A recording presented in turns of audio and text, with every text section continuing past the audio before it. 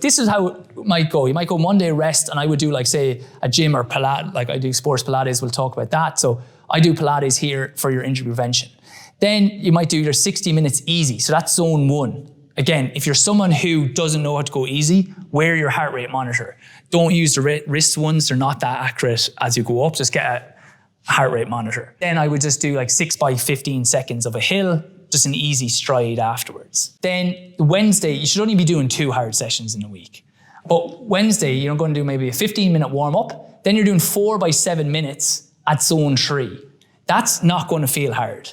But especially if you're like if you're a 10K, 10 mile, half marathon type person, you need this kind of stuff. And then you need to increase, as it feels easy, you need to increase the reps that you do. Like you might go to 5 by 7 minutes. Probably leave it at that, but that would be the goal more than going faster. Again, the other thing that people do sometimes when they get these heart rates is they go sprinting off. So get the heart rate up to that. No. The first one, I would be like, if you're in zone 2, it's no big deal.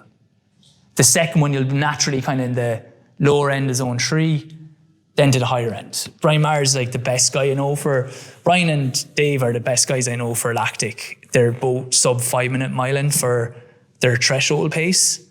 And both of them, they don't look at the heart rate, the first one. They just feel totally on feel. And it's always low. Okay, because what you're trying to do is go underneath it and like push it up. You don't jump in above it, because then, as I said, you're into anaerobic. And it's like, you can't improve aerobically running anaerobically. Okay, then you might just have like a cycle or an easy run, 50 minutes. The day after your session here, you have just a full rest day, I would recommend. 15 minutes then of a warm up and cool down. You could do 3 by 5 minutes at zone 4, which is threshold. And then 90 seconds recovery between them, and then just like 4 by 20 seconds of a stride. Okay, so not that hard. Again, I do a lot of stuff on heart rate, because if things are stressed, if it's just really like appropriate to you. It's just based off what your heart rates are there. I do it off minutes as well, because again, it's like, it just, like what I'll cover like 1.5 miles in that time. You might cover 1 mile, you might cover half a mile. So it actually allows the sessions to be a little bit more appropriate to your level of fitness.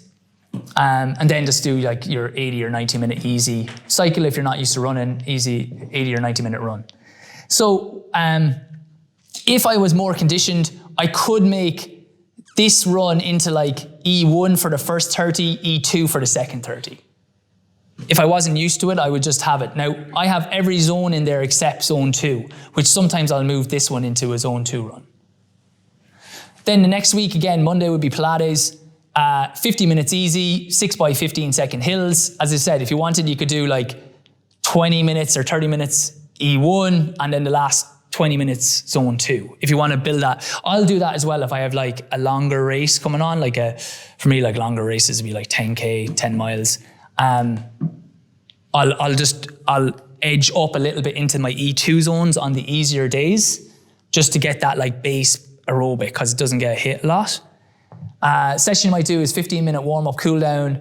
Then you could do 15 minutes at E3, which is like marathon pace, 2 minutes recovery, 6 minutes at zone 4, threshold, 2 minutes off, and then minute on, minute off, which would be zone 5. Okay, so not doing crazy amount of it, but then easy run here. Then this is another one. This would be like for a longer endurance, would be like 2 minutes at threshold, 3 minutes at zone 3. So you're not taking any break there. We're like going into threshold for 2 minutes, then just slowing down by like a minute mile or whatever, just to get the heart rate down. And you're just practicing getting into those 2 zones. And again, what you'd find if you do this type of training, the last things you can do here would be like, these are sandwich hills. So what you could do is like a bit of threshold, then like 8 by 45 second hill, and then some like zone 3.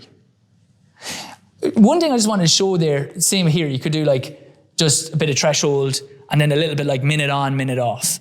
The strides and the like, even as a neuromuscular runner, unless I have like a big 5K or a big race coming up, if it's just general training, I'll always just keep it like minutes. I don't want to be like stressing myself.